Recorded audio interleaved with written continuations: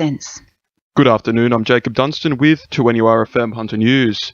A man accused of endangering lives by ploughing a bulldozer through a house has been committed to trial in the Newcastle District Court.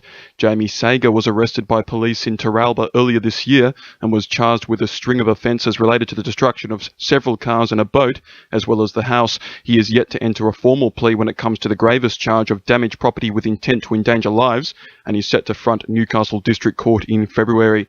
Hunter Labor MPs are welcoming an additional $2 million a year to disability organisations, ensuring disabled people have a say in their care. The funding will go towards peak national bodies, but is also said to ease the pressure on local services in the Hunter.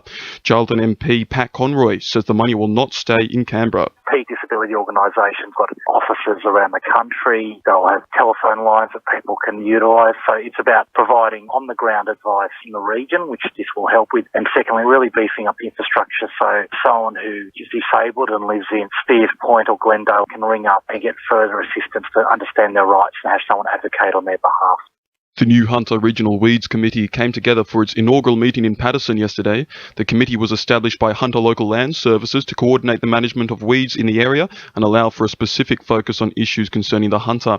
Hunter Local Land Services board member Daryl Dutton says the committee is a crucial element in establishing successful weed management in the region.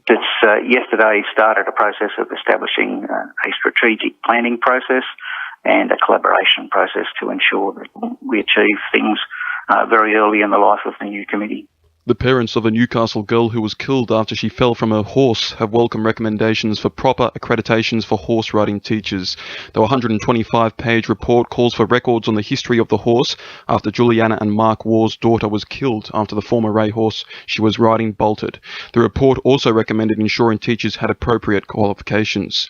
Newcastle Council has voted against the privatisation of the transport network, deciding to go against the proposal from the state government. Both Newcastle and Lake Macquarie councils have decided to keep public transport, including buses, trains and ferries, under public ownership. Hunter Union Secretary Daniel Wallace says he's willing to work with Premier Baird to avoid privatisation. The government has failed to attract a builder of the light rail within Newcastle. We think that the government's had to package up the buses and ferries together to make it more attractive to the market. Today we've just written to the Premier requesting a meeting here in the Hunter region to talk about what we can do to avoid privatisation and provide exactly what he said, improved services to the region. Sport, thanks to our sponsor, Warners Bay Sports Club. Former Knights coach Michael Hagan has confirmed he'd like to help Mal Meninga rebuild the Kangaroos. After resigning as Knights football director last month, Hagan says joining his friend on the Australian coaching staff is an enticing prospect. It comes as the 51-year-old says no to a return as Queensland's State of Origin coach. Newcastle basketball star Katie Ebzery has qualified for the Olympic test event coming up in January. Ebzery's one step closer to realising her Olympic dream. She's been selected as part of a 12-woman team for the trials at Barra Olympic Park. It's been a big season for Ebzery, who helped steer the Opals to an impressive win over New Zealand back in August.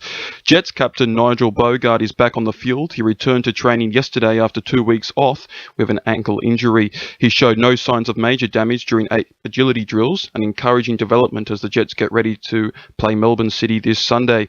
Meanwhile, winger David Carney could be poached by a Qatari club in the Middle East as his contract comes to an end.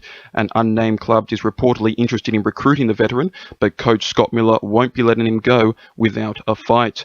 2NURFM news time is 12:10. Brian, can you get the front door? If